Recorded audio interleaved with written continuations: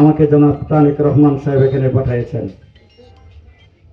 তারেক রহমান সাহেব পাঠিয়েছেন। আমি কালীগঞ্জে বলেছি হযরত হুসাইন রাদিয়াল্লাহু তাআলা আনহু তিনি কারবালায় যখন গিয়েছিলেন, জায়গাটার নাম হলো কুফা।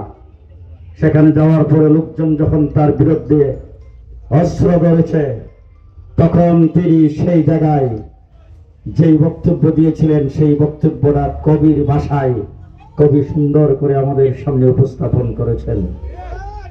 মুঝে কুফা ওয়ালো, আমি আজকে সরাইলবাসীকে বলতে চাই, মুঝে সরাইল ওয়ালো মুসাফির না সমঝো, मैं आया नहीं हूँ, भेजा गया हूँ, मैं रोहिंगा नहीं हूँ, तारेक ने भेजा हूँ, मैं मुसाफिर नहीं हूँ, तारेक ने भेजा हूँ।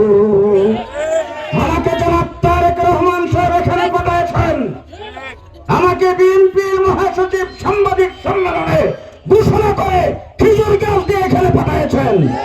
আমি শেষ কথা আপনাদেরকে বলবো, আমি আপনাদের এখানে নেতৃবৃন্দ যারা আছেন, আপনাদের সঙ্গে বিষয়ে আপনাদের সঙ্গে পরামর্শ করে কি উন্নয়ন প্রয়োজন আপনাদের, ইনশাআল্লাহ জনাব তারেক রহমান সাহেব যেদিন এই দেশের প্রধানমন্ত্রী হবে, তার মাধ্যমে সমস্ত উন্নয়ন করবো ইনশাআল্লাহ।